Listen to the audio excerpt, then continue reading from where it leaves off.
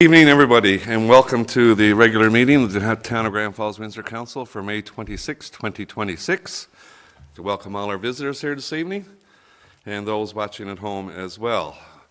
You'll notice on my right this evening, Mr. Goss is taking the helm in the CAO's chair, and Mr. Finn is out of town on business. So, welcome, Mr. Goss, to the front row.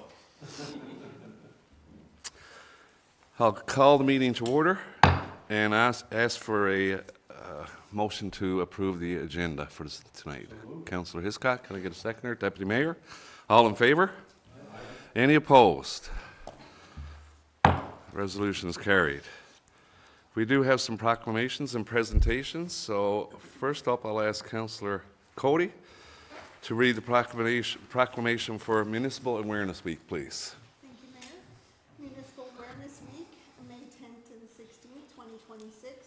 Whereas municipal government is responsible for the provision of services that enhance the quality of life of its citizens, and whereas dedicated mayors, councillors, and staff are essential for the effective governance of their municipalities, and whereas collaboration, partnerships, and citizen involvement are essential for active, sustainable, and vibrant communities, and whereas it is fitting and proper to recognize and encourage the contribution of all who work diligently for the improvement of our municipalities.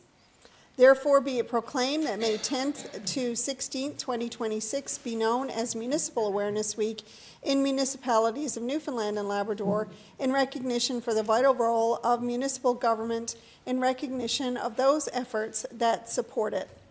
And that proclamation was signed by Minister Chris Tibbs, Minister of Municipal and Community Affairs, myself in my role as President of Municipalities Newfoundland and Labrador, and by Ms. Connie Reed, the President of the Professional Municipal Administrators, and that was signed at the M&L Symposium in Gander a couple weeks ago. Okay. Thank you, Councillor Cody. And with Municipal Awareness Week, we had some contests on our Facebook page, and we're fortunate enough to have the winners here this evening. So we had a photo contest and 2 coloring contests. So right now I'm going to call on Gavin Price and Oliver Abbott to come up and get their prizes for winning the coloring contest, please. Come up this way.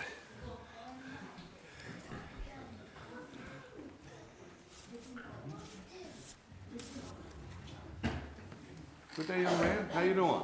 Good. Good. What's your name? Oliver. And you were, what did you color to win the coloring contest? A picture of a man with a truck in the background and a bridge and some trees. Awesome. And you did a great job because you won the coloring contest. We got a prize here for you. And you enjoy that. You stay up here with me now. And what's your name, young man?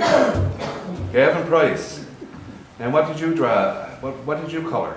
A picture of? Town workers. Town workers. Well, that's a great idea. Excellent. And congratulations, Gavin. You did a great job, and here's a great prize for you. Now we're going to get our picture taken. Take a step over here. Come over here with me. Okay, Oliver, you go. There you go. And how about Gavin, you go on the other side. On the other side, Gavin. There you go. Perfect. Here we go. Okay. Everybody look at me and say cheese. Good work, guys. Thank you. Okay, congratulations, Gavin and Oliver. Well, very well done. And you'll check our Facebook page tomorrow. And if you check our Facebook page tomorrow, your pictures will be there. So have a look at that. So congratulations, and thank you very much for participating in the Municipal Awareness Week Coloring Contest. Thank you very much. Way to go, guys. They don't want to go. You want to stay for the whole meeting?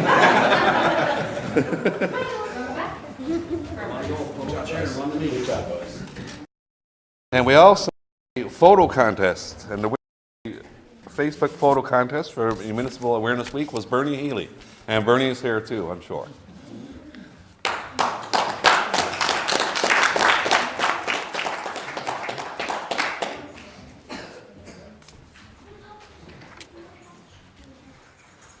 Well, thank you, Bernie, for entering your photo. What was the photo of? Cadroy Brook Trail, Cadroy Brook Trail. favorite spot. Your favorite spot and a great staple in our town. So congratulations, enjoy that, and thanks for participating. And we're going to get our picture taken now. Oh, thanks. Sure. 3, 2, 1. As long as Dave don't get mad. Congratulations, Frank.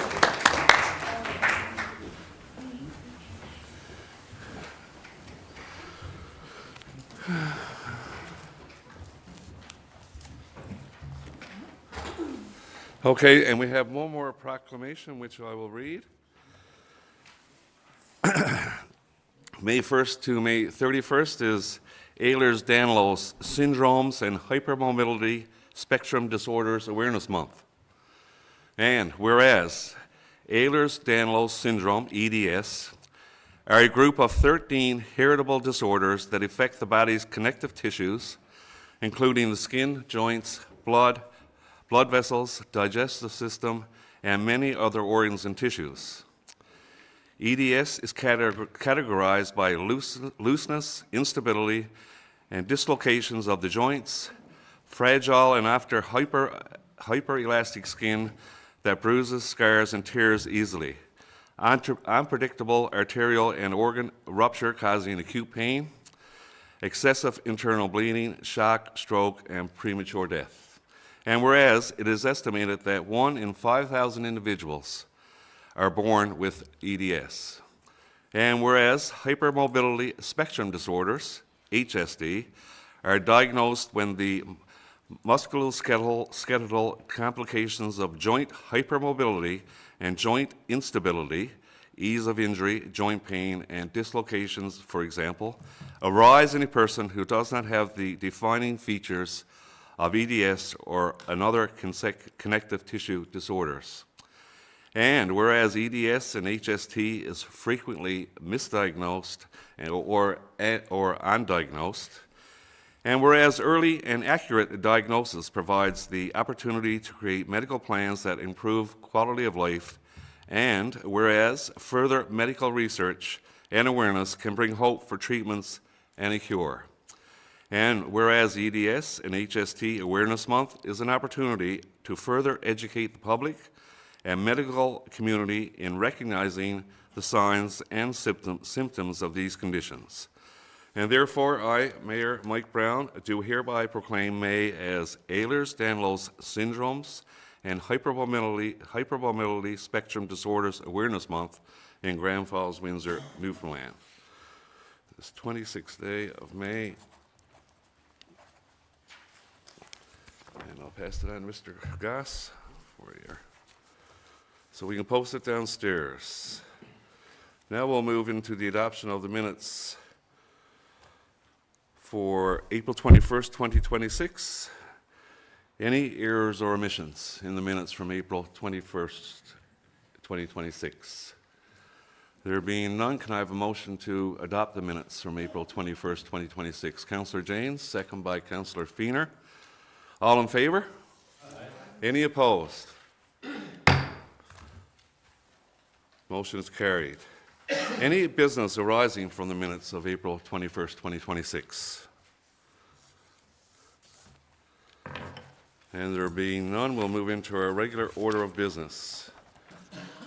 And first up, item number 6.1, the Corduroy Brook Conservation Area recognition as a protected area by the Nature Conservancy of Canada. Councillor Janes.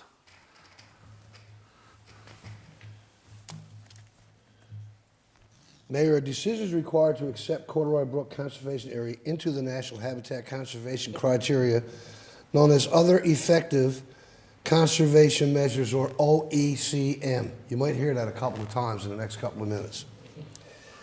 I propose that whereas the town of Grand Falls-Windsor entered into a municipal habitat stewardship agreement in 1998 with the government of Newfoundland and Labrador, committing to the conservation and protection of important wildlife habitat within the community. And whereas the municipality has since conserved approximately 215 hectares of ecologically significant habitat within the Grand Falls-Windsor Corduroy Brook Management Unit under this agreement. And whereas the Stewardship Association of Municipalities, SAM, Stewardship Association of Municipalities, in partnership with the government of Newfoundland and Labrador, has recently completed an assessment of the town's municipal plan and development regulations related to these conserved lands. And whereas this assessment has confirmed that the Corduroy Brook Conservation Area meets national criteria as an other effective area-based conservation measure, OECM, and whereas the recognition of the Corduroy Brook Conservation Area as an other effective conservation measure will contribute to Canada's national conservation targets and highlight the town's long-standing leadership in environmental stewardship. And whereas participation in this recognition process does not alter the existing stewardship agreement and does not require any additional financial or in-kind commitments from the town. Be it resolved that the Council of the Town of Grand Falls-Windsor hereby indicates its willingness to have the Corduroy Brook Conservation Area recognized as an other effective conservation measure by the Stewardship Association of Municipalities and the Government of Newfoundland and Labrador. Be it further resolved that Council directs staff to notify the Stewardship Association of Municipalities of this decision and to engage as required to complete steps associated with this recognition. Thank you, Councilor James. Can I get a second for the resolution there, please? Deputy Mayor Bennett, any further comments on the resolution? Councilor James. Stewardship Association of Municipalities are hoping to acknowledge the leadership municipalities have taken towards the conservation and stewardship of ecologically important land. Per the 1998 Municipal Habitat Stewardship Agreement, the municipality of Grand Falls-Windsor has conserved 215 hectares of important wildlife habitat in the Corduroy Brook Management Unit. It is recommended that the town of Grand Falls-Windsor indicate their willingness to participate in the other effective conservation measures as part of the Stewardship Association of Municipalities, Inc. request. I propose. Is that good? Yeah. Thank you. So we got a resolution on the floor, and we got a seconder. Any more discussion with respect to the Corduroy Brook Conservation Area? There being none, all in favor? Oh, I'm sorry, Councillor Hollett. Note that we actually did have a meeting with this group in the boardroom, and they were on Teams, and it was a very enlightening. So there's no cost to the town. It's just kind of solidifying that this is a conservation area, and it's going to be done on a national level as opposed to the SAM as a provincial level. So I think it was a good thing that we're entering into here. Councillor Hollett. Any more discussion? And we do have the Deputy Mayor attending SAM meetings this week in St. John's, representing the town of Grand Falls-Windsor. And at least you got some good news to bring, that the area has been conserved for wildlife protection. Okay, any further comments or discussion? There being none, all in favor? Aye. Any opposed? The resolution is carried. Item number 6.2, Newfoundland and Labrador Health Services Update. Councillor James. Thank you, Mayor Brown. The issue is an update from Newfoundland Health Services regarding healthcare capacity, service delivery, and ongoing challenges in Grand Falls-Windsor and surrounding communities, which we all know has been quite a serious challenge over the past several years. Grand Falls-Windsor is not the only community or region that have been affected by some of these ongoing concerns over the last several years, but indeed, we as a council and prior councils are aware of some of these challenges. As we've been told, it is a provincial issue, but previous councils and this councils have made it perfectly clear that we are a strong group to advocate on behalf of the citizens of this area, this region, and most particularly for the people of Grand Falls-Windsor. This is a situation that's going to take a lot of time, energy, a lot of innovation, and a lot of thinking outside the box. This issue is extremely important to Grand Falls-Windsor. So I've asked you to bear with me a little as I try to get through some of these technicalities and stuff like that and a few statistics there. If I may continue, Mayor Brown. Councillor James. Key highlights from this: Council reviewed an information note regarding a meeting with Newfoundland Health Services which provided updates on healthcare capacity and services in the region. This meeting took place only a couple of weeks ago, and there was a lot of participation and a lot of information that was disseminated. Key highlights from this discussion include family care team capacity. 2,137 patients are currently waiting to be paired with physicians in Grand Falls-Windsor. Services include allied health and nursing supports. Ongoing efforts focus on attaching patients to primary care providers and identifying service gaps. Patient registration limitations. Patients must register through Patient Connect to be counted. I would urge anybody and everybody, if you're not aware of this program, if you can't access it on your own, find somebody who can and get this most important information. This can only benefit you and your families. Health hub operations, operating 5 days per week with 2 providers. This hub is located out by the A&W for now, will be relocated in the new complex as we speak is being built on St. Catherine Street, I do believe, Mayor. Right. They have been operating for a while with a few struggles, but a lot of ground being covered. This right now serves approximately 5,000 patients, with up to 9,000 to 10,000 who could become eligible.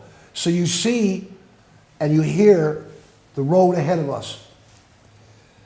Physician recruitment challenges, which is a challenge all over the country, not just here, everywhere, including St. John's.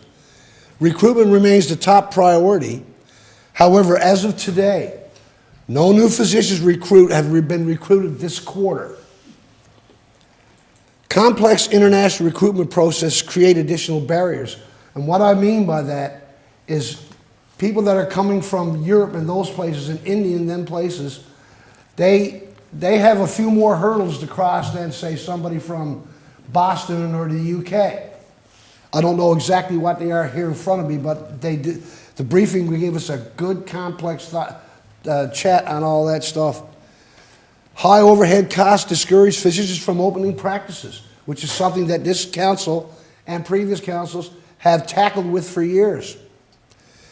Digital health initiatives, implementation of one patient, one record is the core care model.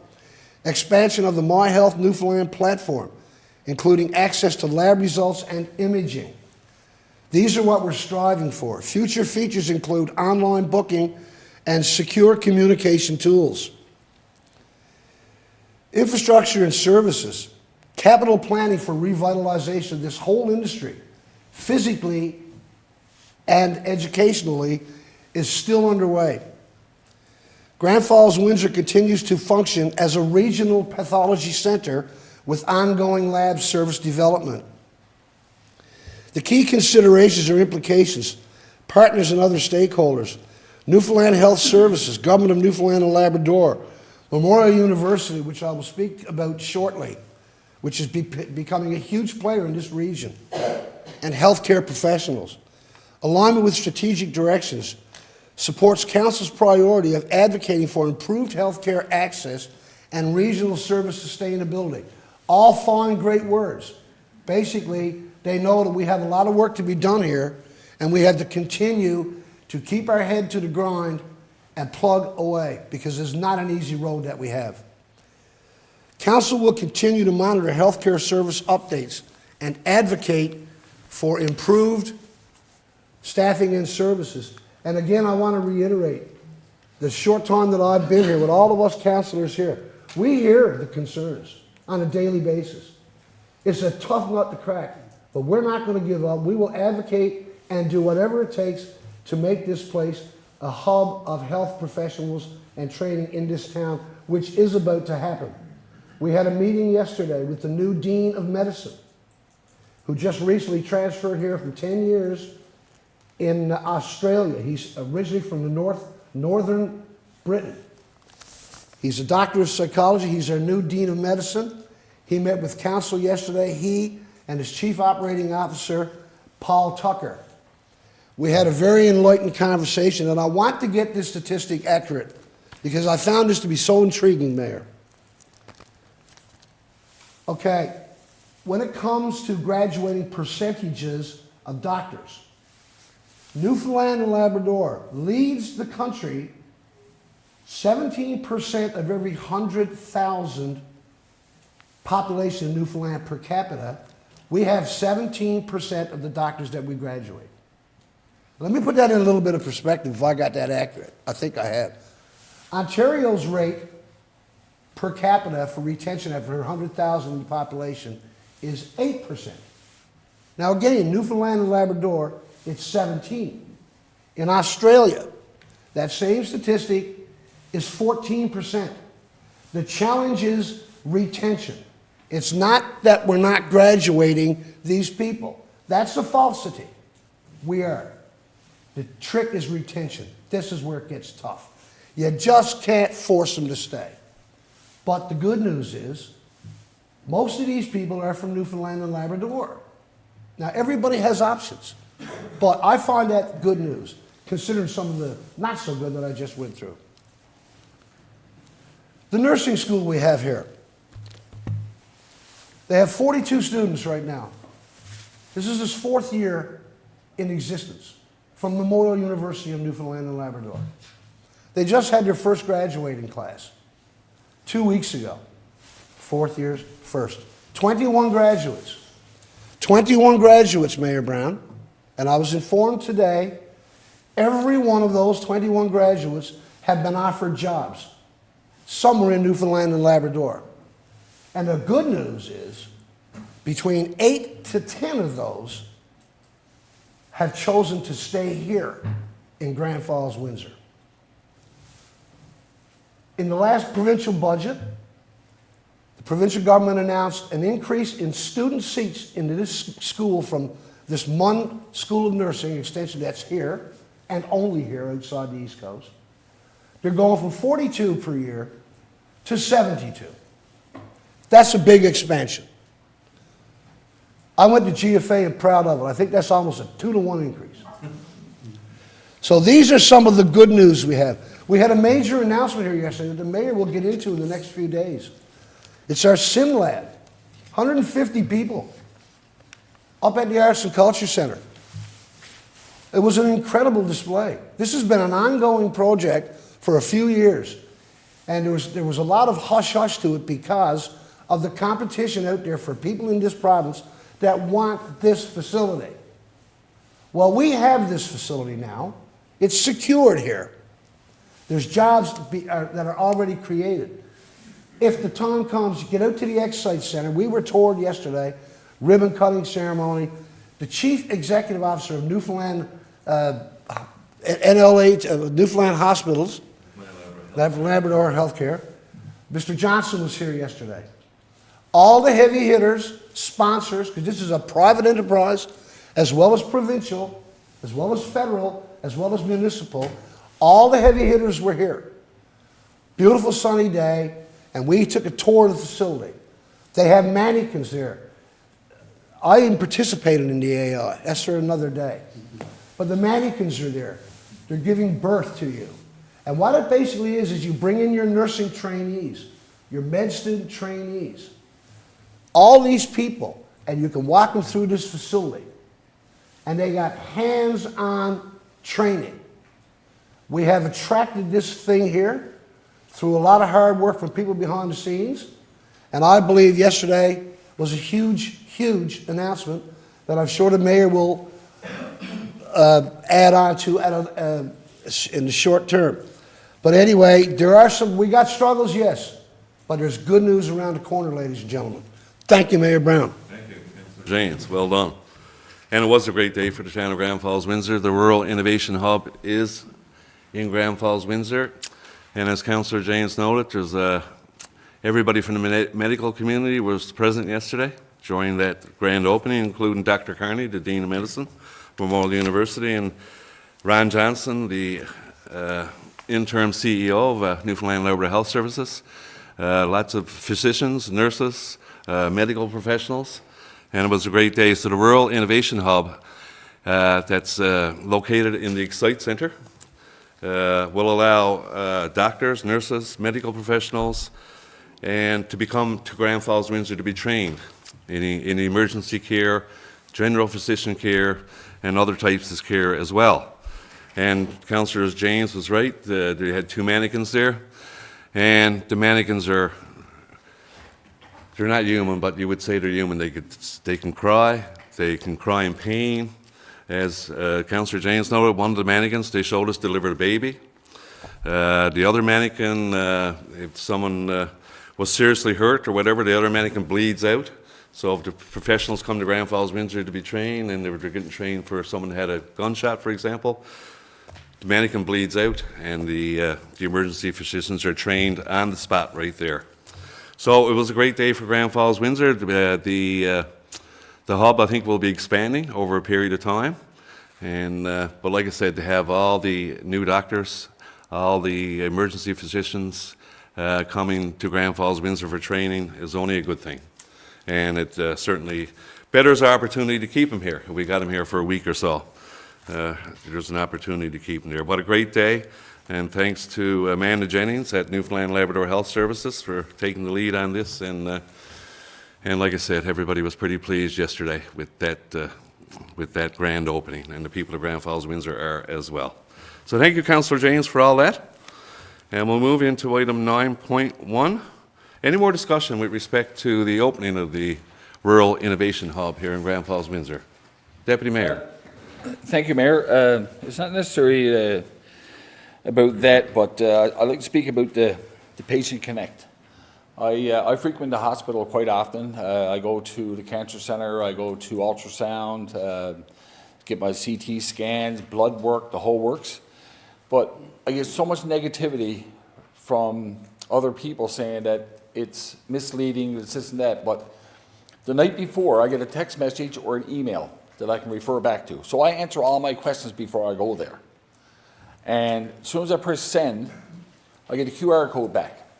So when I go in to get a CT scan now, there's no pulling the number or yet. You just show your QR code, they scan it, everything's in the system automatic like that. If I got to go to the cancer center to see anybody, and when this is done, it tells you to go take a seat. You take a seat. When you sit down, it gives you about 2 minutes to do it.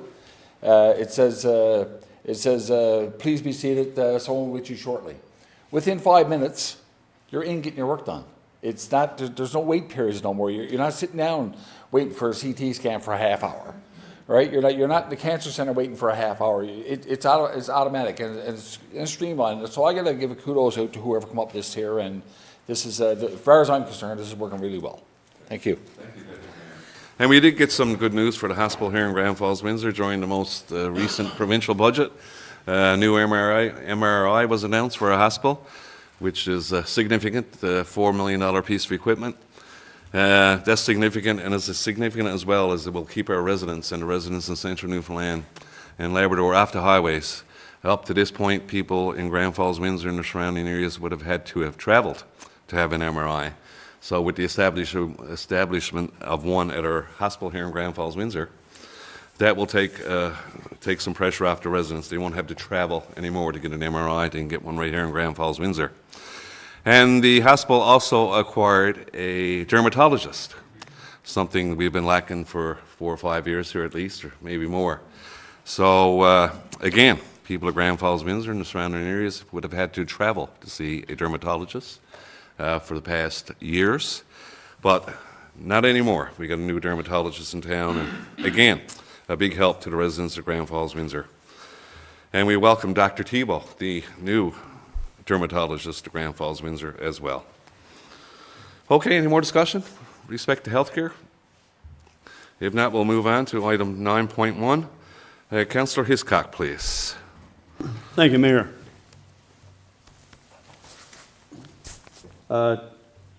Decision direction is required, council direction is required on whether to proceed with the discretionary use notification and public consultation process for a proposed change of use within the commercial downtown or CD zone to permit a residential rental unit within an existing commercial building on Main Street.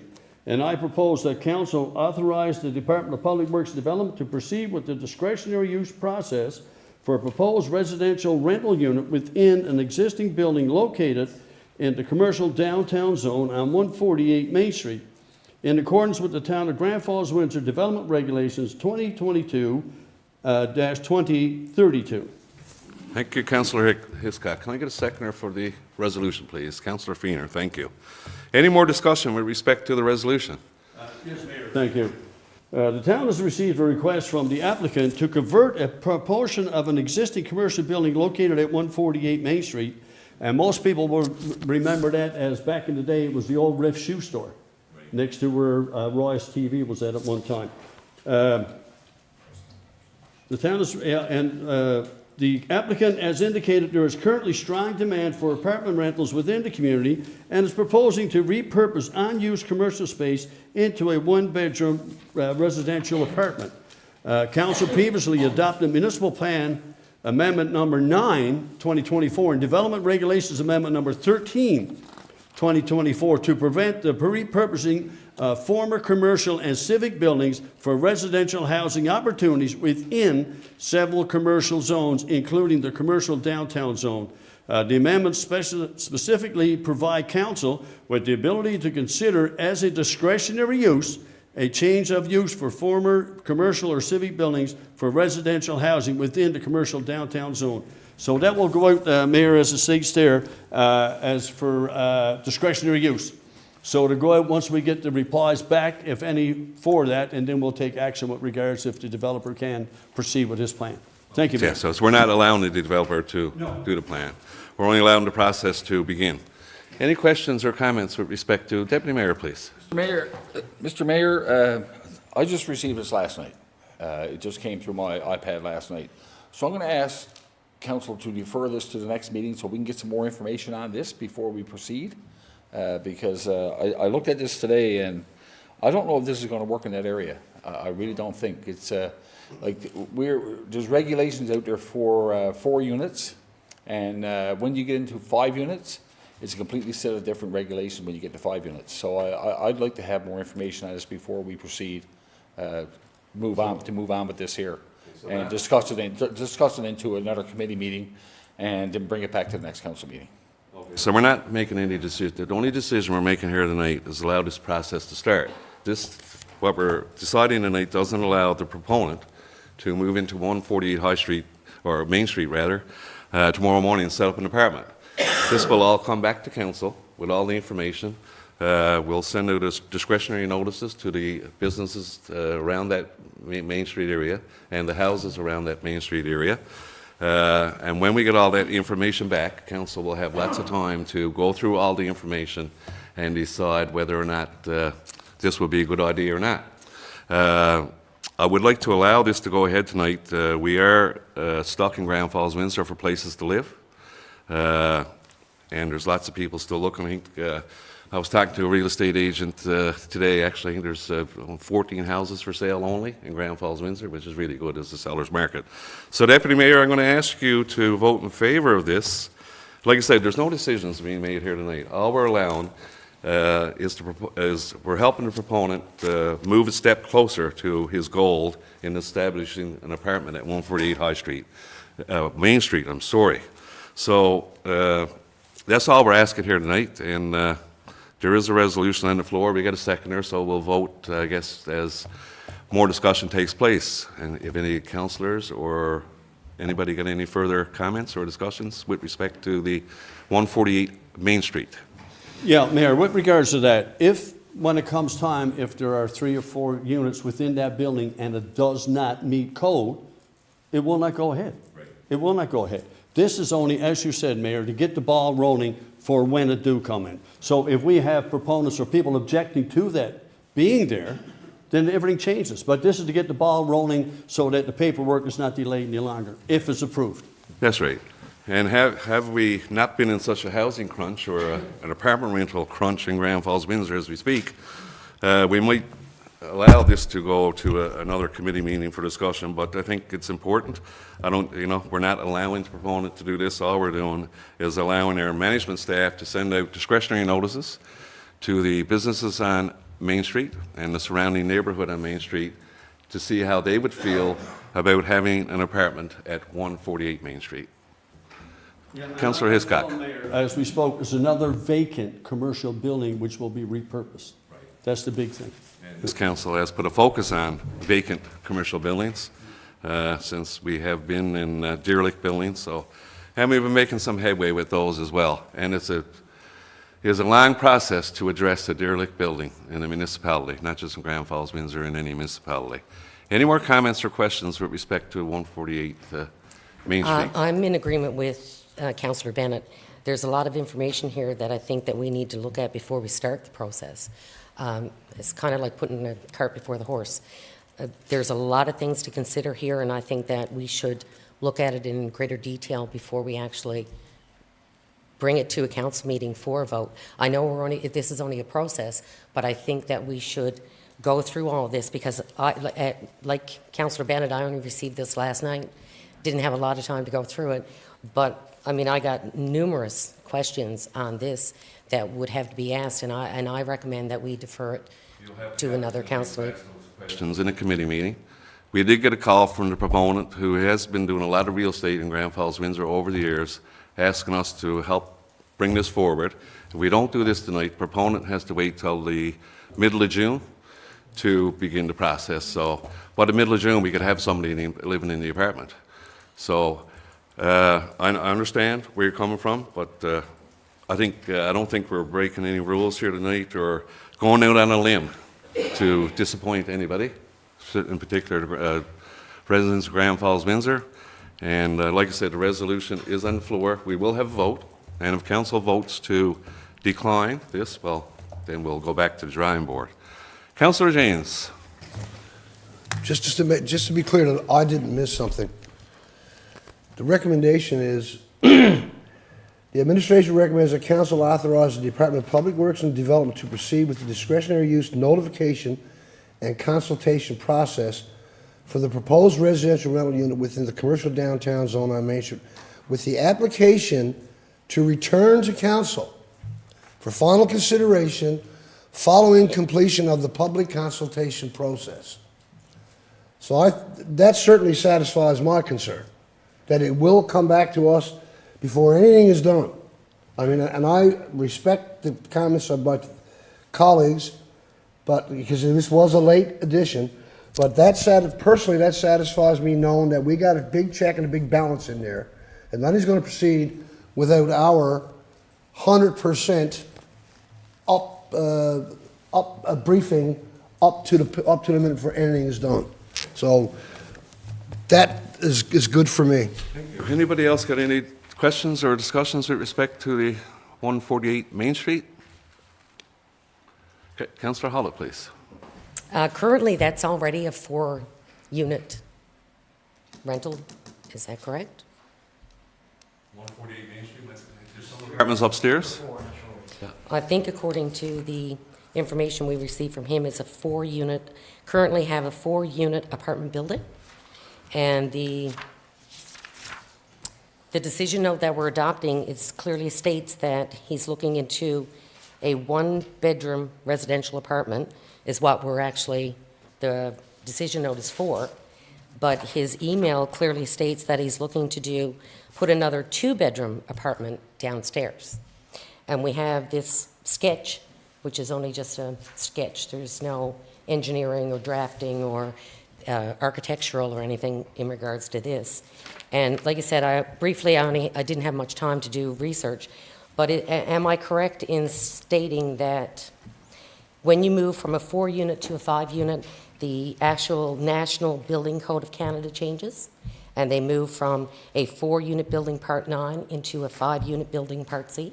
Am I correct in that? I'm not exactly sure the certain codes that you might have referenced, but anything that is done in that building would be subject to the National Building Code of Canada and the updated edition, and our building inspectors would ensure that would happen.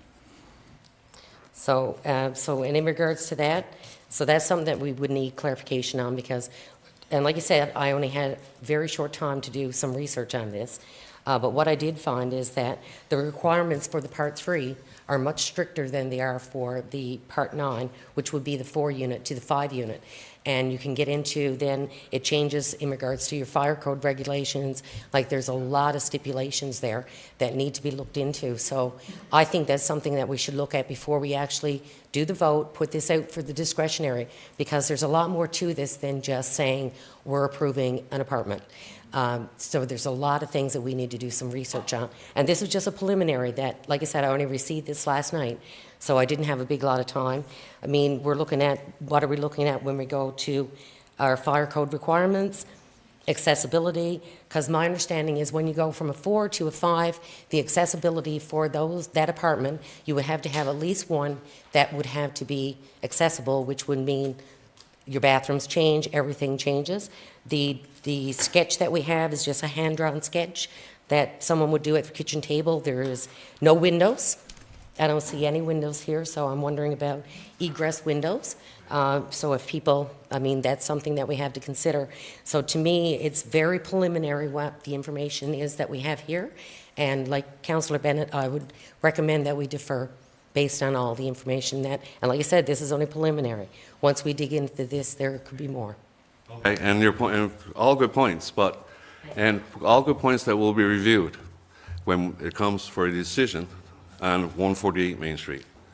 And we'll have the information from building inspectors, we'll have the information from our fire inspector, and we'll have the information from the government services.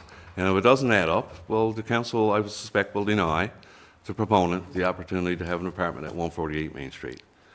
Any more questions or concerns or discussion on 148 Main Street? Okay, we got a resolution by Councillor Hiscock, seconded by Councillor Feener. All in favor? Aye. Any opposed?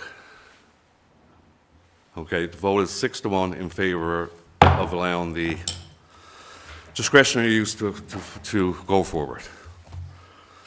Okay, we'll move on to item number 10.1, and I'll call on Councillor Coley, please. Thank you, Mayor.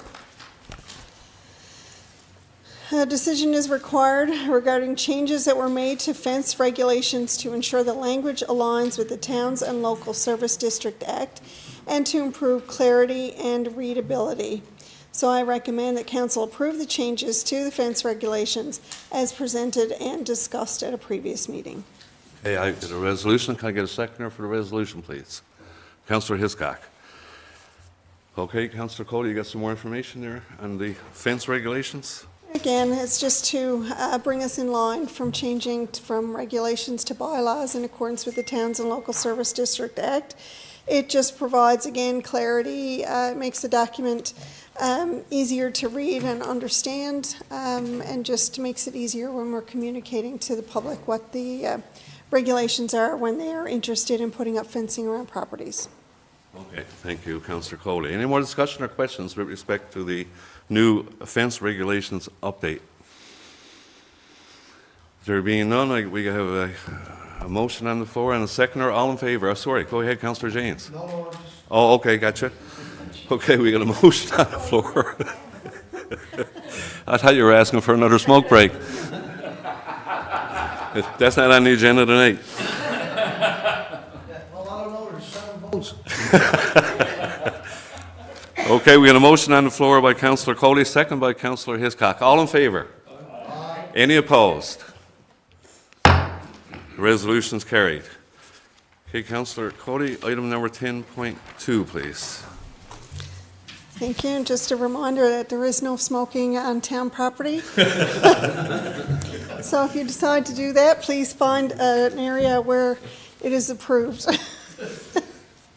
Oh, we have found that. Or you could just quit. So the next item I have is a decision that is required to approve the application for an additional $951,114 of funding for the 99-2024-8390-WTP filter upgrades project based on the final tender closing for this project. And I do recommend that council support this request for additional funding as it represents a necessary and strategic investment in the critical water infrastructure that directly protects public health, service reliability, and long-term financial sustainability. The filter upgrade project will extend the operational life of the plant's 4 gravity filters, avoiding the significantly higher costs associated with full replacement or emergency repairs in the future. Thank you, Councillor Cody. Can I get a seconder for the resolution? Councillor Feener, thank you. Any more discussion with respect to item number 10.2 on the water treatment plant filter upgrades? Again, it's just necessary maintenance to hopefully prevent emergencies or equipment failure. We are looking at a funding with the CCBF. If we get that funding approved, there'll be no additional cost to the town for those filters. Again, it just is basic, regular maintenance that is necessary. Yeah, Mr. Chapman, the $951,114 is federal money that came to that, so not costing the taxpayers of Grand Falls-Windsor as such, because it's tax money we get back from the federal government as well. Any more discussion or questions with respect to the water treatment plant filter upgrades? Okay, we got a resolution on the floor, and we got a seconder by Councillor Feener. All in favour? Aye. Any opposed? Resolution is carried. The next item, item number 10.3, is a taxation receivable analysis information note. Thank you again. This is a summary of taxation receivables for council review. This information note is prepared by staff, reviewed by council, which provides a summary of taxation receivables as of April 30th, 2026. The total taxation receivables amount to $10,701,895.50, which is an increase of $1,733,594.59, or 19.33% compared to the previous year. Monthly collections for April were $1,320,343, or approximately 11% of the outstanding receivable entering the month. 44% of the outstanding balance relates to residents and businesses currently on pre-authorized payment plans. We're asking you to contact the town hall with any questions about your tax bill. Interest continues to accumulate to your account for any outstanding balance. There are payment plans available for those who would rather pay their balance off throughout the year, and there would be no interest applied for those who sign up on the pre-authorized payments. Management will continue to monitor taxation receivables and use all necessary methods of collection to lower the outstanding balance each month. Okay, thank you, Councillor Cody. Any more questions or discussion with respect to the information note on the taxation receivable analysis? Okay, there being none, we'll move on to item 10.4, the disbursement report. Councillor Cody. This is a summary of disbursements for council review. The information note prepared by staff, reviewed by council, which provides a summary of disbursements over $1,000 as of April 30th, 2026, in the amount of $1,150,481.46. Also disclosed on the report are pre-authorized payments of $380,977.52 and invoices under $1,000 in the amount of $54,821.51. The town's disbursements for this period reflect necessary operational costs, capital commitments, and community investments, in addition to payments relating to partnerships with other government agencies. Management will continue to monitor expenses and report disbursements at future meetings. Thank you, Councillor Cody. Any questions or discussion with respect to the disbursement report for April? Okay, there being none, move on to item number 10.5, a decision note on the water treatment plant tank upgrades. Councillor Cody. The Backwatch Storage Tank Upgrade Project 99-2024-8393 has exceeded its original budget estimate due to increased construction costs. An additional $381,111 in funding is required to proceed with the rehabilitation of this critical infrastructure, which is necessary to maintain reliable plant operations and mitigate the risk of failure of aging assets.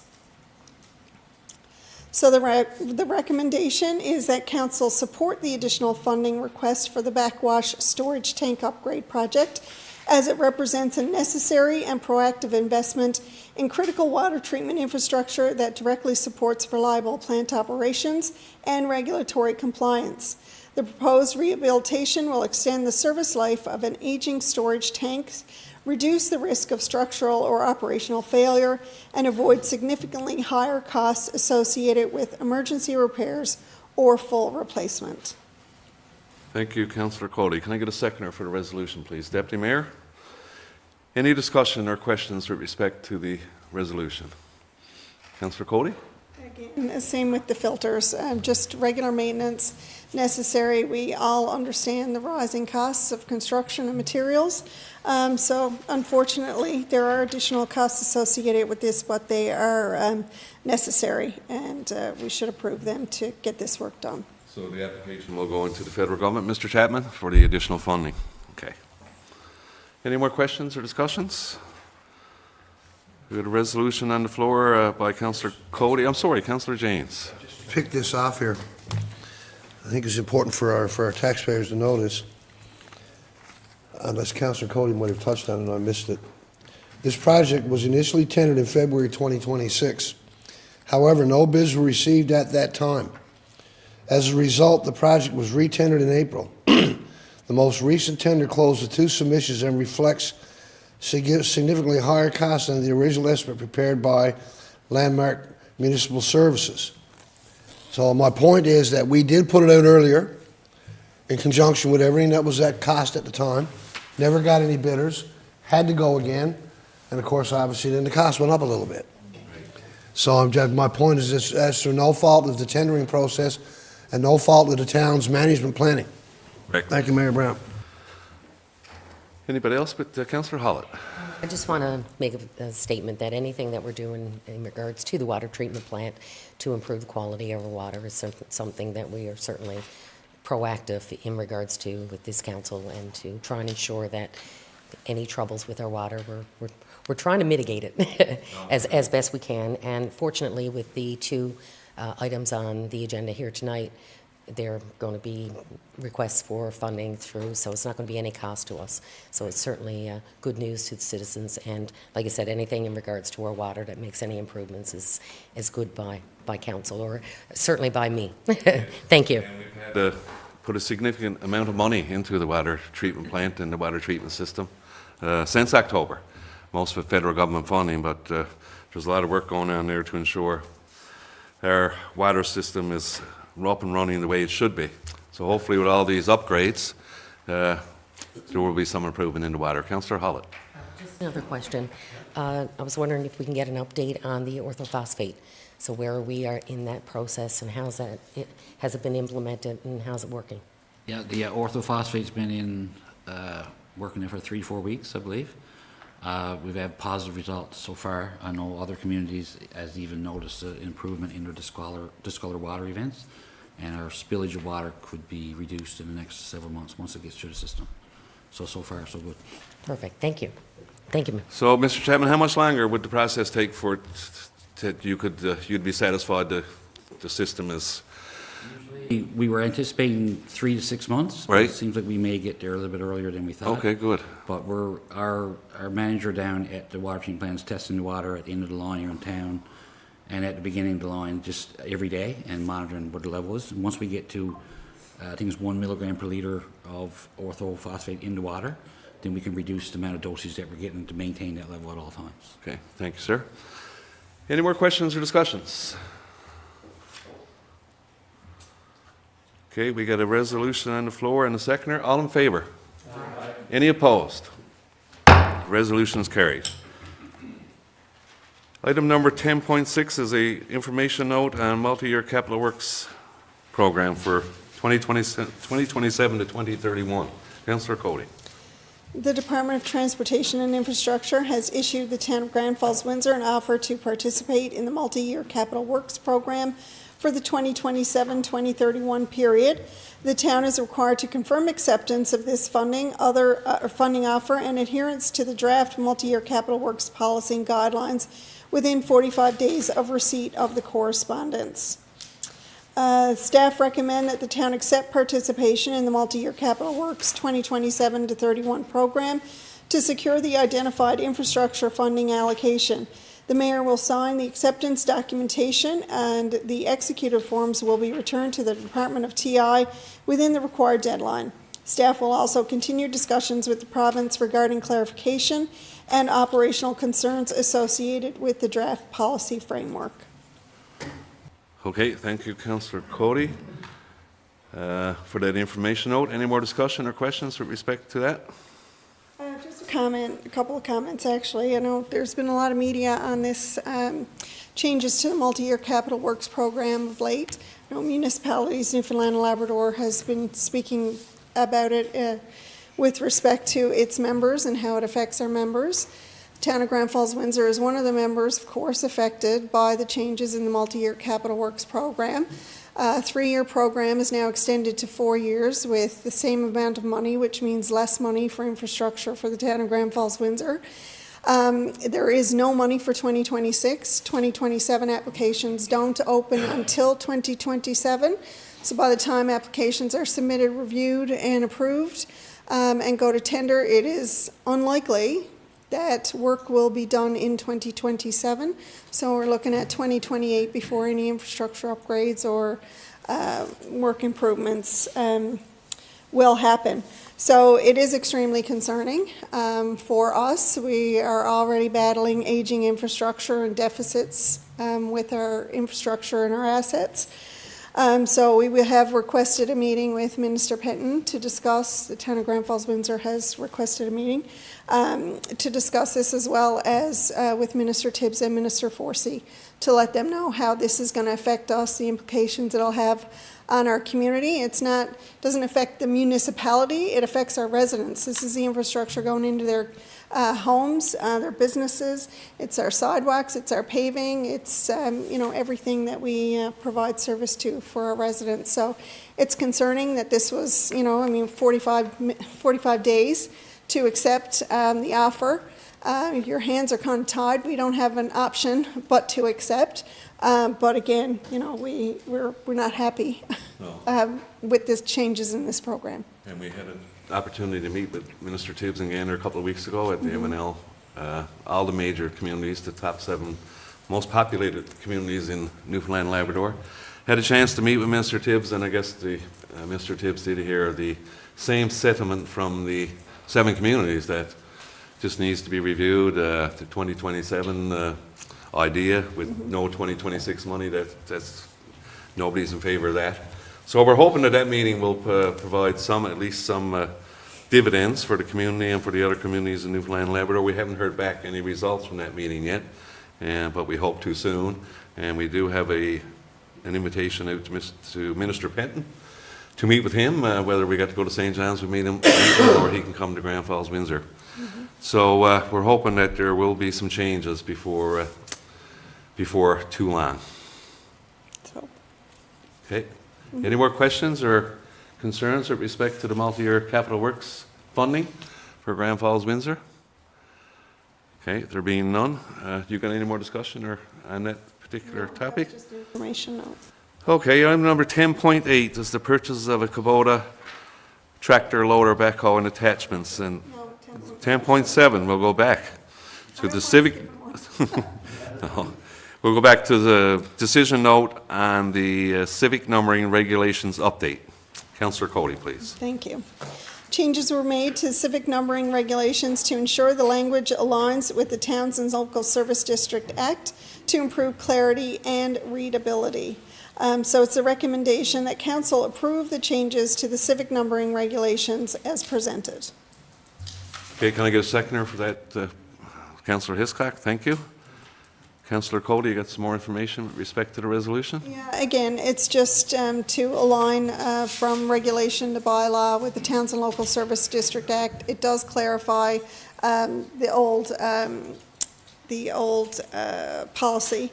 And again, it basically states, we had a Facebook post, our communications officer had a Facebook post about the importance of civic numbering, and that it is required. You are required to have numbers on your house indicating your address. If you're set back from the road, you need to make sure it's so many meters or feet from the roadway and that it's visible. You know, it's, I mean, when it comes to an emergency situation, you know, whether or not they can see, the first responders can see that number on your house, can make a huge difference. And I know, you know, we've all experienced it. You're driving to pick your kids up at a friend's house, or you're in an area you're not familiar with, that you know, a street you're not familiar with, and you could be driving now 10 and 15 houses before you can see the house number. You're trying to remember the last house number you saw, and you're trying to count, you know, in between how many houses did I go. So extremely important. The regulations, again, now are clarified. If you have questions or, you know, have want advice on what type of numbers or anything like that, I mean, we can surely provide. However, you know, it doesn't have to be lighted or anything like that. It just, you know, it has to be able to be seen. A lot of people have lights over their doorways, which illuminates the lights. Some people get the lighted numbers themselves. Some people have a light that shines on them to show them. So, you know, all options available. It doesn't have to be an expensive option. It just has to be visible from the road. Okay. Thank you, Councillor Cody. And as a safety, this is all about safety. We're asking the people of Grand Falls-Windsor to put some numbers on their houses. You get a fire down in Grenfell Heights, for example, and there's houses with no numbers on them. I'm not saying there is. I'm just using Grenfell Heights as the example. Well, I'll tell you what, that complicates anything. If you need an ambulance, for example, and there's no number on your house, that significantly complicates the emergency personnel getting to the area they need to get to. So, I mean, I'm not sure why anybody would not want a number on their house. I got to be honest. There's nothing to be smirked at, I can tell you that.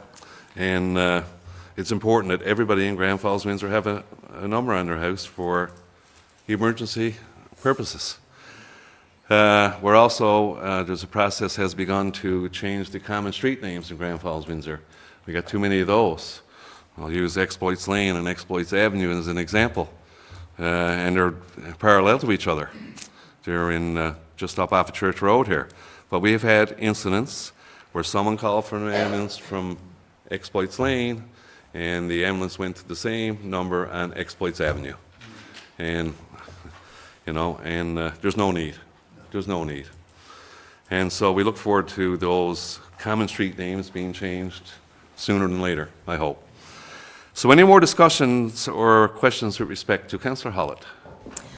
I'm in total agreement with the civic numbering, and as you mentioned, in regards to for emergency purposes, and as Councillor Cody pointed out, I mean, sometimes you drive and you have to drive quite a ways before you find that number.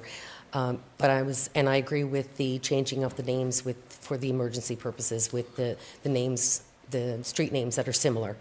But in regards to this, I was contacted by some residents, and they don't have a civic number on their house because their house is facing a road that's not their road. So by putting the number on, by putting the civic number on their house, makes it appear like they're on one street when they're actually, their civic address is on another street. In particular, that was in the Victoria Street area.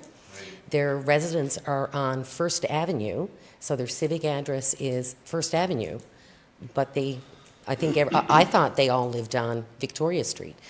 So there's some concern there. So while we're at the renaming of the streets with the common names, I think we should look at some of these, and I don't think this is the only instance.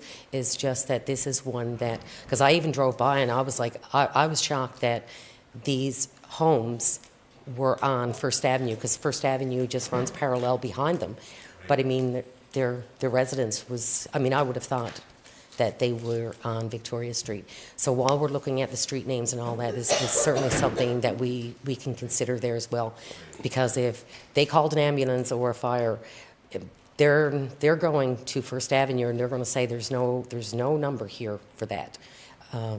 They wouldn't think to go to the next street.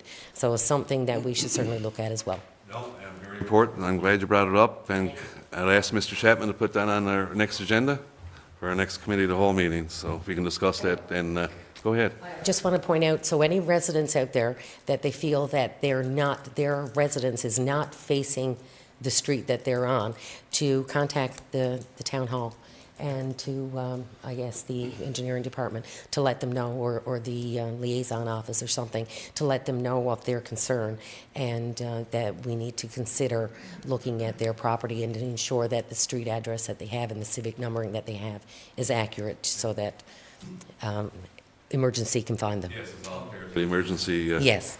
Thank you. Various emergency departments in Grand Falls-Windsor as well. Thank you, Councillor Hollett. Any more discussion on the civic numbering regulations update or questions? Councillor Feener. Just want to add on to what, excuse me, what Councillor Hollett was saying there. Like, for example, you leave High Street here now, turn right, you're going up Church Road, and when you go around half of a turn, you're on Carmelite Road, then you go 4 or 5 houses up, then you're back on Lincoln Road. Now, Lincoln Road, comes off and then, comes to a stop sign, complete stop, and then turns right.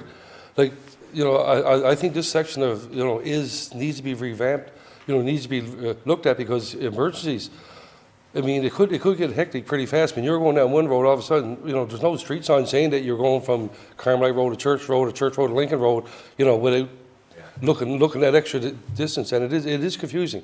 It's not confusing to the residents, but it is certainly confusing to tourists who frequent the town.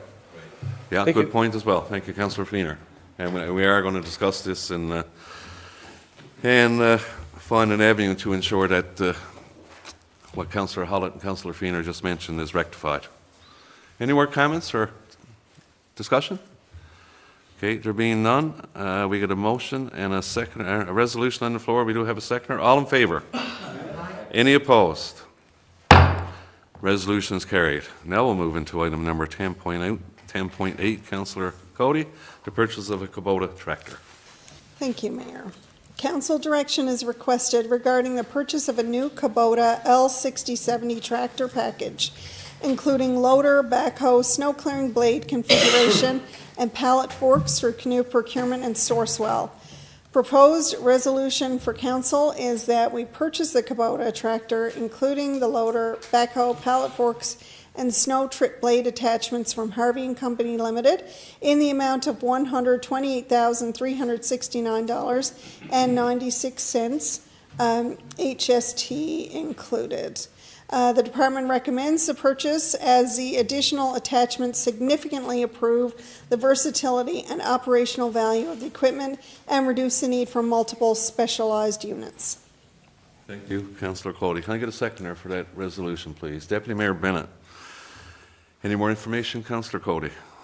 I can add some costs and whatnot. The loader and material handling package. Let me go back to the tractor unit.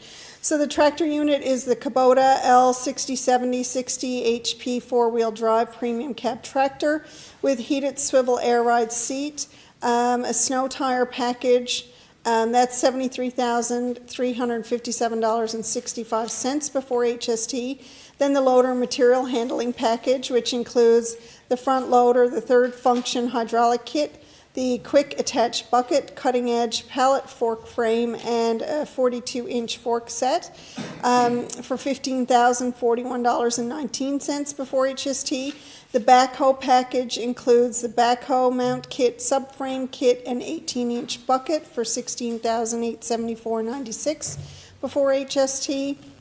And the snow clearing package, my favorite, has the snow trip blade, the hydraulic cylinders, the deflector, couplers, hose kits, steel cutting edge assembly for $6,352.25 before HST. Additional costs include freight setup and PDI, and the total quoted package again is $128,369.96, including HST. Okay, thank you, Councillor Cody, and that's an important piece of equipment for our Public Works and Development Department, and that was discussed in our budget consultations, and the purchase of the Kubota tractor was approved. Any more comments or questions concerning the purchase of the Kubota? Councillor Janes. Yeah, I'm a big fan of this particular purchase as well. Certainly after this past winter, we need it. Just like the estimated over budget amount is $10,410.34. So we will have to fund the $10,410.34 within budget. That will be at our expense, correct? Okay, yeah. No, I just wanted to clarify that for the taxpayer to make sure that everybody's up to speed, because I highly doubt that we'll get too much kickback on something cost like that, purchasing an equipment, that's a piece of equipment that's so important to us, not only after this past winter, but moving forward in any event, because equipment does wear, tear, and have to be discarded at some point in time. Thank you, Mayor. Equipment can be used for all seasons, so. Okay, any more questions or comments? Okay, we got a mover and a seconder for the purchase of the tractor. All in favor? Any opposed? Motion is carried. Move on to item number 10.9, which is the labor report. Councillor Cody. Council is provided with summary of labor costs for Public Works, Parks, Fire Hall, and Exploits Regional Water Supply Committee up to April 25th of 2026, week 17. Labor costs as of April 25th, 2026 were $1,180,726, which is $7,476 or 0.64% over budget, over the budget of $1,173,250. This is a positive result after the winter season. Management will continue to monitor labor costs as we head into the main summer season. So again, management will continue to monitor labor costs moving forward into 2026 and ensure steps are taken to get back on budget for the year in the coming weeks and months ahead. Thank you, Councillor Cody. Any more discussion with respect to the labor report? And we would all agree, Councillor Cody, that we're in pretty good shape with respect to labor, especially after the winter we just went through. The longest winter we've had in quite some time. And to be in good shape after all that snow clearing. I'd like to acknowledge the staff who clear the snow and take care of our streets all winter long. Did a fantastic job, and like I said, to come in pretty well close to budget and all that's impressive. It is so. Any more discussions with respect to the labor report or questions? Okay, we'll move on to item number 10.10, the tender award for the 2026 street paving program, please. A decision is required whether council will support the recommendation to award the 2026 paving program tender to Penny Paving Limited. Council approve the award of tender 17-MYCW-24-00002 2026 street paving tender to Penny Paving in the amount of $655,927.91 net of the HST rebate. It is recommended that council approve the award of tender to Penny Paving in the amount again of $655,927.91. The tender process was conducted in compliance with the Public Procurement Act and resulted in 3 compliant bids, with Penny Paving submitting the lowest acceptable bid. The bid is within the approved budget and is $11,490.09 below the allocated funding, providing cost savings to the town. Approval of this award will enable the timely completion of the 2026 paving program, support ongoing infrastructure maintenance, and ensure alignment with the town's asset management plan and strategic priorities related to roadway rehabilitation. Thank you, Councillor Cody, and it's good to see that a local company was awarded the tender for paving in Grand Falls-Windsor in 2026. We make every effort to ensure that our local businesses are awarded tenders and successful on this one as well, and it's good to have Penny Paving doing the local paving. Any more comments or questions with respect to the paving? I know that there's not enough money in the paving this year, and that's for sure. But Councillor Hollett, please. Thank you, Mr. Mayor. I just want to point out that we're under budget with the paving. That's certainly a big surprise, considering the cost of the increased cost in fuel and all the things that are going on in the world. To know that we came in under budget with our paving program, I have to say kudos to whoever did the budget up for the paving, because it was pretty bang on. Because you know, we were hearing that costs could have gone up significantly for paving, but we were under budget, $11,000, which was incredible, and we found our extra money for our Kubota. So all good. This is really good news to know that we came in under budget with our paving for 2026. Thank you. Mr. Chapman, to you and your staff, and to Mr. Goss as well. So we do have a resolution on the floor. Any more comments or questions before we get to the vote? Okay, all in favor? Any opposed? Resolution is carried. We'll move on to item number 11.1, the Wildfire Resiliency Plan funding. Councillor Hollett. Thank you, Mayor Brown. This is an information note, and it was prepared to advise council the town of Grand Falls-Windsor has received provincial funding support in the amount of $85,000 for the development of a community wildfire resiliency plan, and that a request for proposals, an RFP, has been issued for interested consultants and contractors to complete this work. And some discussion. The town of Grand Falls-Windsor has entered into a contribution agreement with the Department of Forestry, Agriculture and Lands Wildlife Services Division under the Community Wildfire Prevention and Mitigation Program. The funding supports the development of a community wildfire resiliency plan for the municipality. Under the agreement, the province has approved non-repayable funding of up to $85,000, exclusive of applicable taxes, for eligible project costs associated with the initiative. The Community Wildfire Resiliency Plan will assist the town in identifying wildfire risks, assessing vulnerable areas, and developing mitigation and preparedness strategies to improve community safety and resilience. Administration has now issued a request for proposals, an RFP, seeking qualified consultants and contractors interested in completing the project work. The RFP process will allow the town to evaluate submissions and retain a qualified proponent to undertake the development of the resiliency plan. Thank you. Thank you, Councillor Hollett. And so good news here. We get $85,000. We will have a plan, and part of the plan would be how we accept people from other communities when they get a wildfire or any emergency in their community. And we know that Badger over the last couple of summers have had to evacuate. And our Community Services Department had a plan for the residents, Mr. Mercer, for when they got to Grand Falls-Windsor and they were accommodated. But this will ensure, and in particular, we'll be able to cut back some wooded areas that are near houses or apartments around Grand Falls-Windsor, and that will help with wildfire resiliency as well. So thank you, Councillor Hollett, for that information. Okay, we'll move on now to new business, I think. And I'm not sure, where did we start last week? Councilor James. Councillor James, you're up, sir. You're the first up for new business this evening. And comments. Yes, the floor is yours, sir. Thank you very much, Mayor Brown.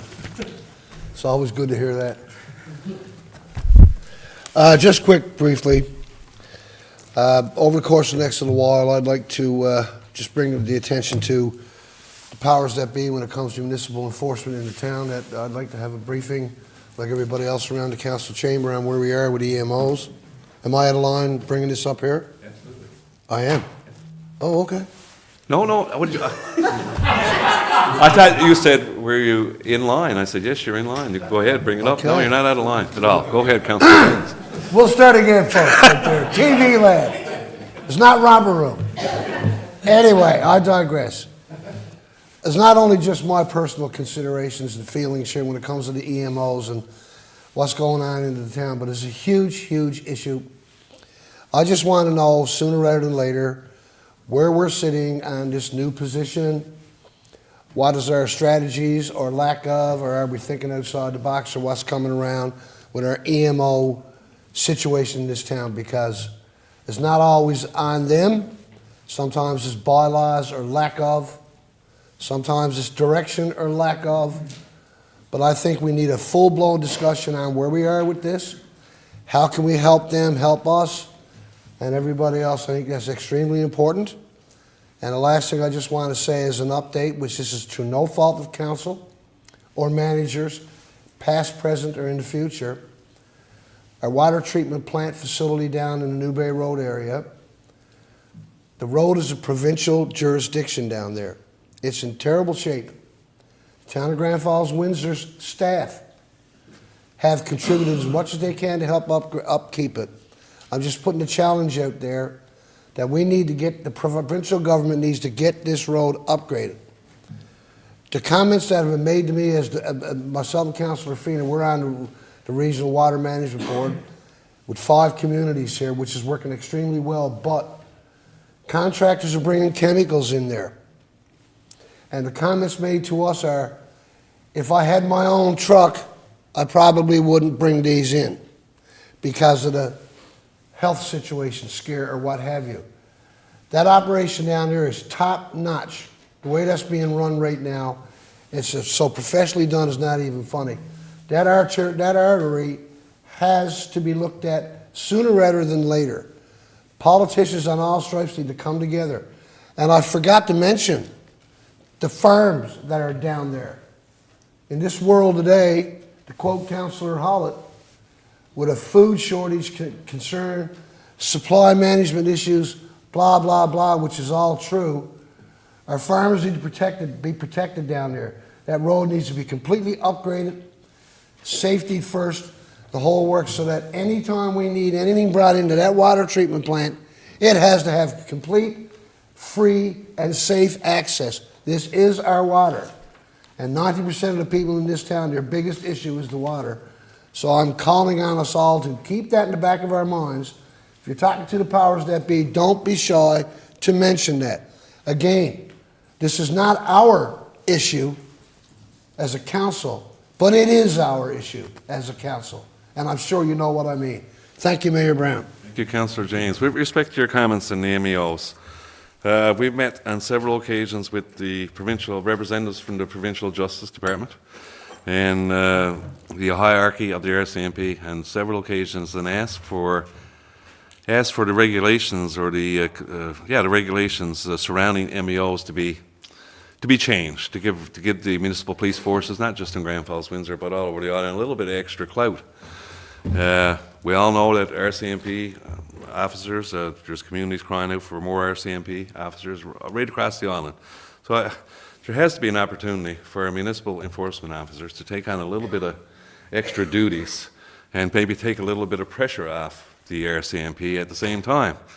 You'll note that the Newfoundland Constabulary are hiring what they would, I think they call special constables now. So these special constables would deal with minor offences and patrol the city for minor offences, such as traffic offences or other types of minor offences. So the process has sort of begun already, and I don't understand why the communities who have municipal enforcement officers can't give those officers a little bit more clout. With respect to the hiring of a new officer, we've had some challenges with that. Can you tell us where we are with it today? We did have, we were down the hiring process with a candidate recently, and that was ongoing for a while, and then they ended up backing out. So we do have that position posted again now for the last couple of weeks, so we're hoping to get that moving ASAP and get it filled. Okay. And with having said all that, just the presence of municipal police officers on our streets is a deterring factor for anybody who might be thinking of committing a crime or doing something funny. And so it's important that we have a full contingent of officers, and it's important that they're patrolling the streets at the most important hours of the day or night. So we'll get into that discussion as the new officer is hired. Thank you, Councillor James. Councillor Hiscock.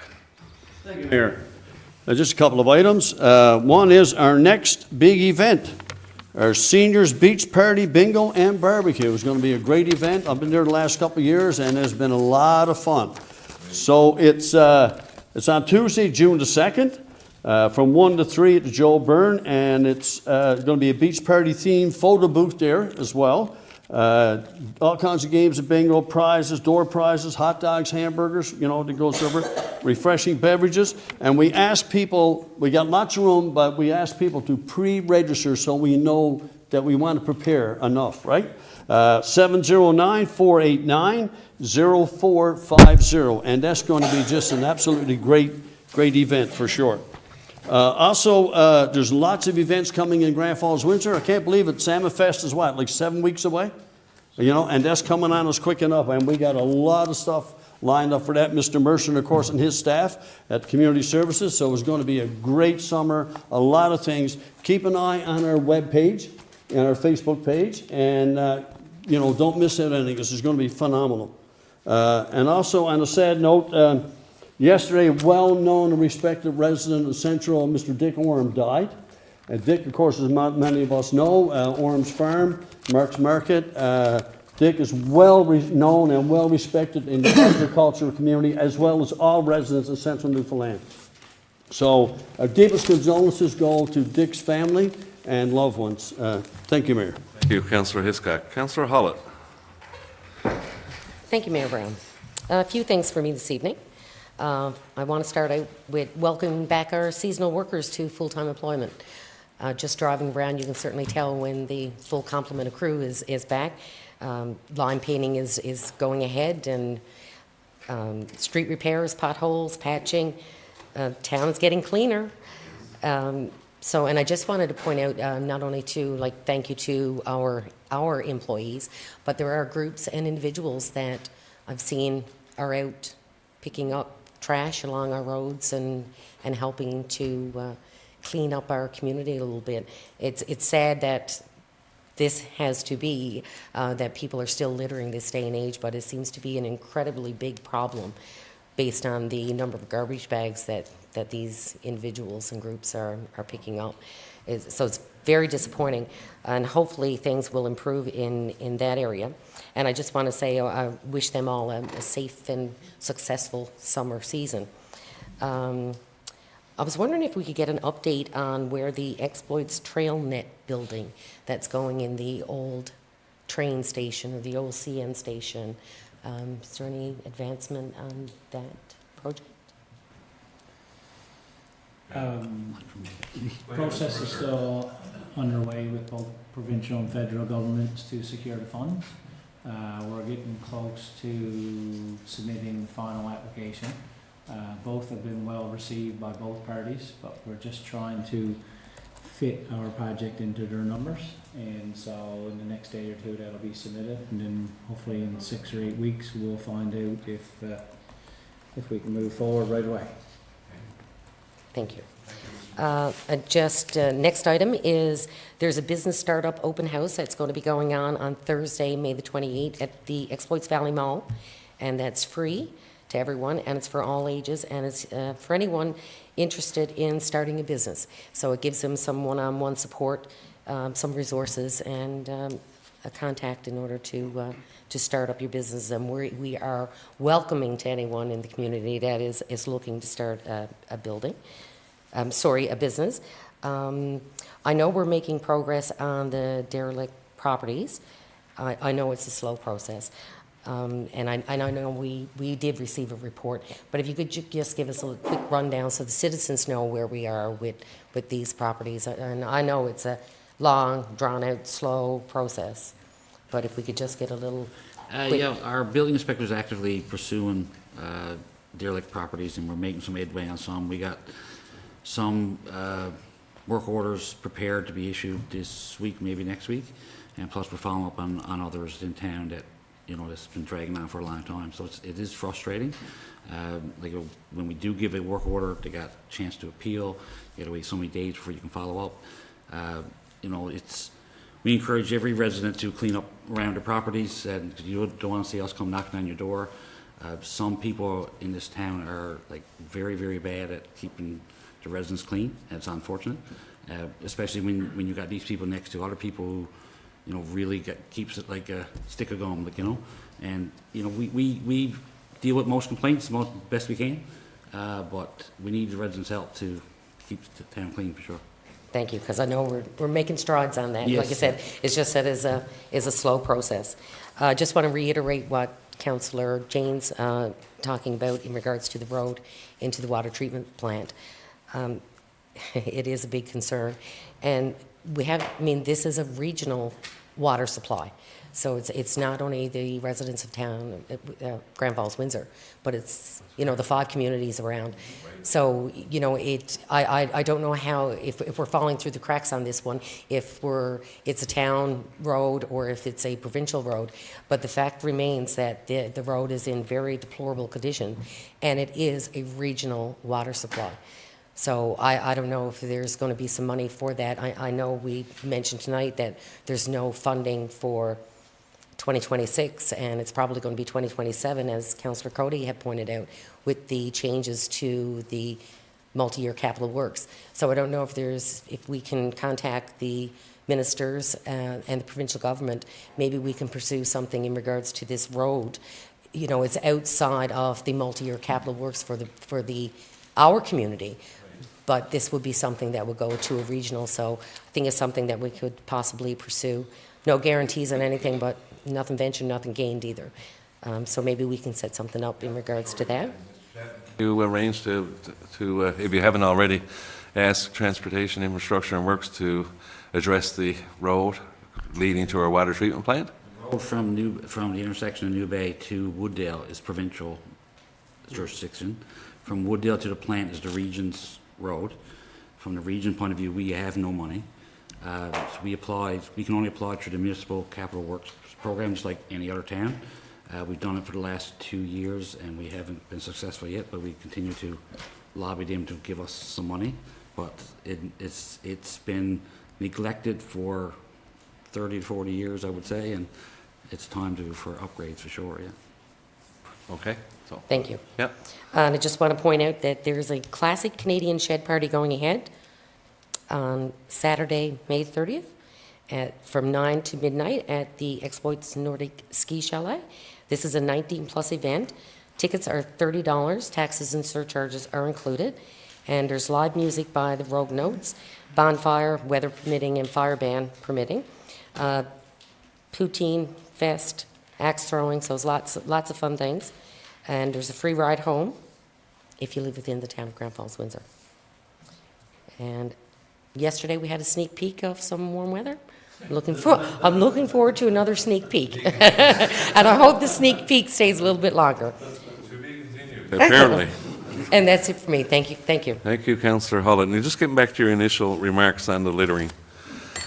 I don't understand it. Like, there's all the, you know, I'm travel to work at 5:30 in the morning, and throughout the night, at some point, somebody is driving around and littering the streets of Grand Falls-Windsor. I heard from a couple of residents on Snow Crescent, on Snow Crescent, I think it was, just off of Park Street there, and they took it upon themselves to go clean up an area on Park Street, and can't understand it. And the 2 residents get up the next day and look at what they had cleaned up, and lo and behold, there's garbage in the ditch again.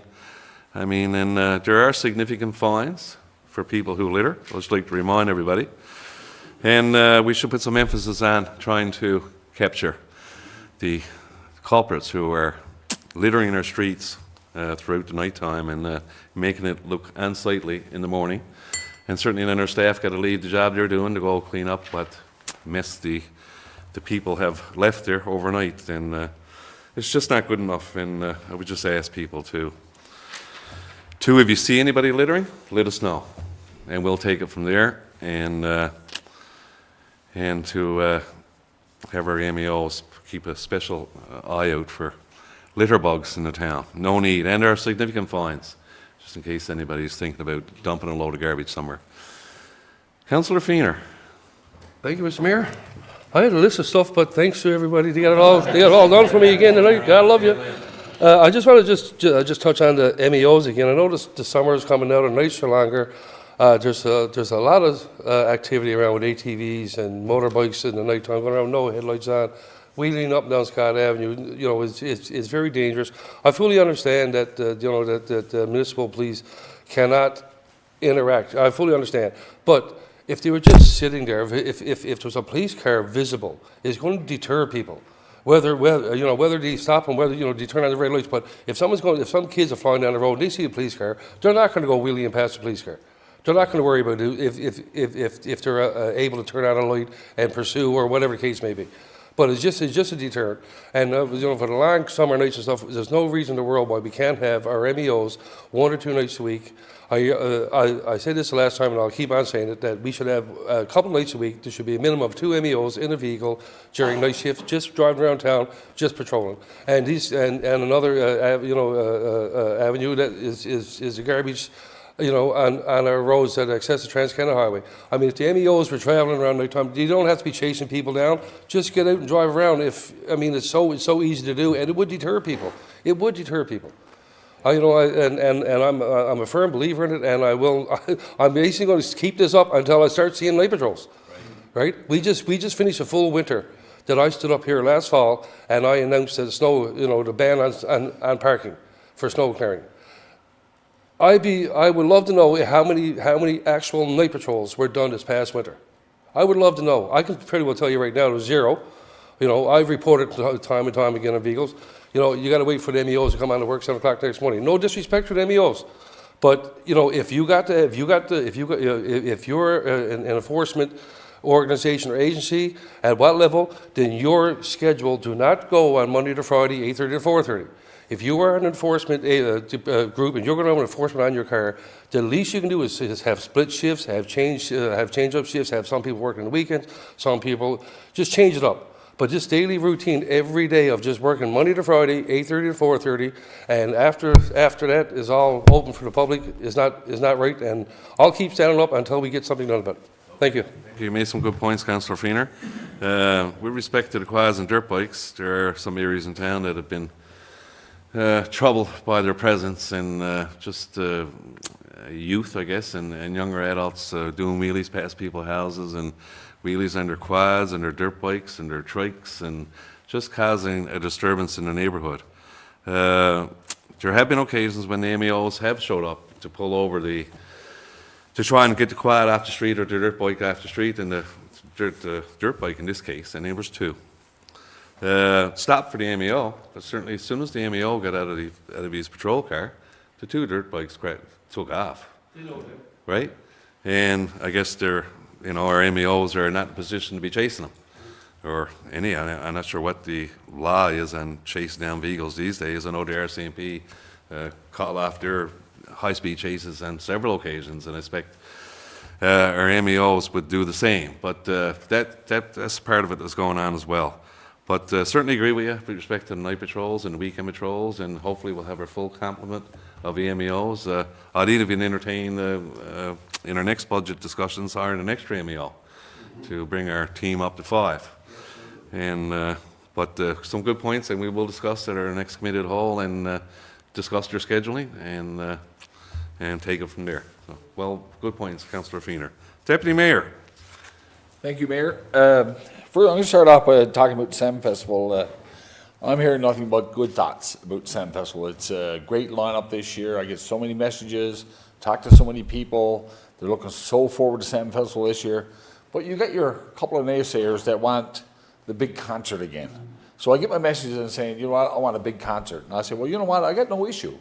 If you're willing to put up a $500,000 loss for us, I have nothing in my will to say that I'm going to put even chance a $500,000 or $2 million loss a year on a big festival. But kudos goes out to our recreation department and community services. They came up with this idea a few years back, and nothing but positive thoughts from every year. So I mean, great work by those guys and girls. So. The next thing I got to reiterate Dick Orme. Dick was a family friend for us for quite a long time, and he battled cancer for 14 years. Battled it really hard, and myself and Howard sat down the other night there, geez, less than 2 weeks ago, and he said, looks like Dick only got a month left, and he never even got that. But he was quite well with himself when he had passed. He got to do what he needed to do with his grandkids, and and I understand fully what he meant by that. Next, I got to talk about is Bruce Tate, another cancer buddy of mine. Coffees in the morning at Tim Hortons. 2.5 years ago, Bruce was given 3 months.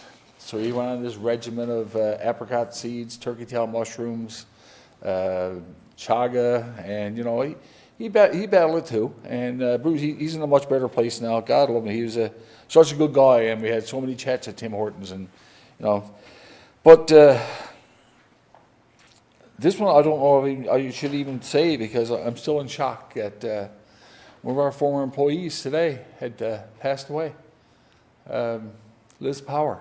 She had I just got a message during this meeting that Liz had a brain aneurysm today and passed away.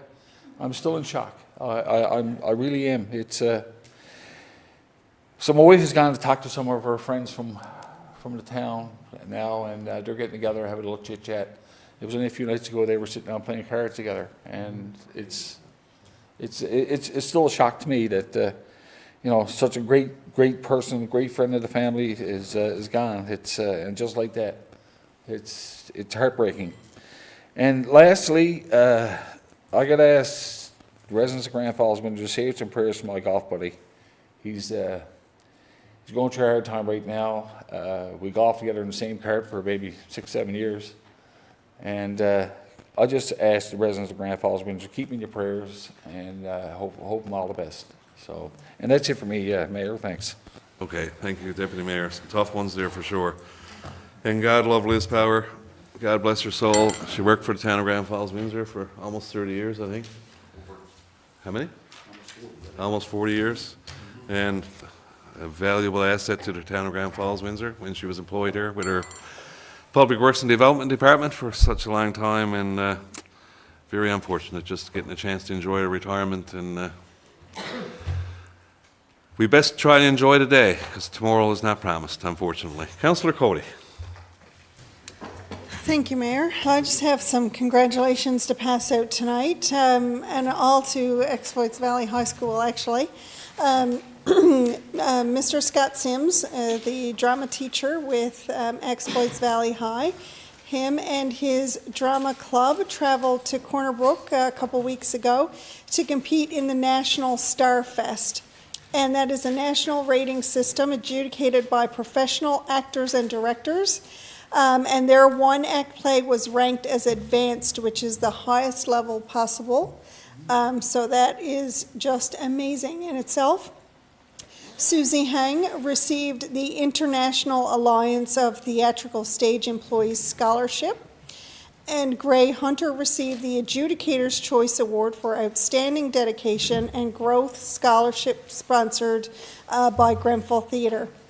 And the school, Exploits Valley High, was awarded the Honor Troop Banner Gold level. There are only 12 of those banners awarded nationally last year, and so that certainly is an indication of the caliber of talent at Exploits Valley High, and certainly a testament to the drama teachers and support that they have from that school. So just absolutely wonderful. And congratulations to all those students who were involved in that. And of course, I can't say enough about the Grease production. May 8th, 9th, and 10th, 3 sold-out shows. Amazing talent.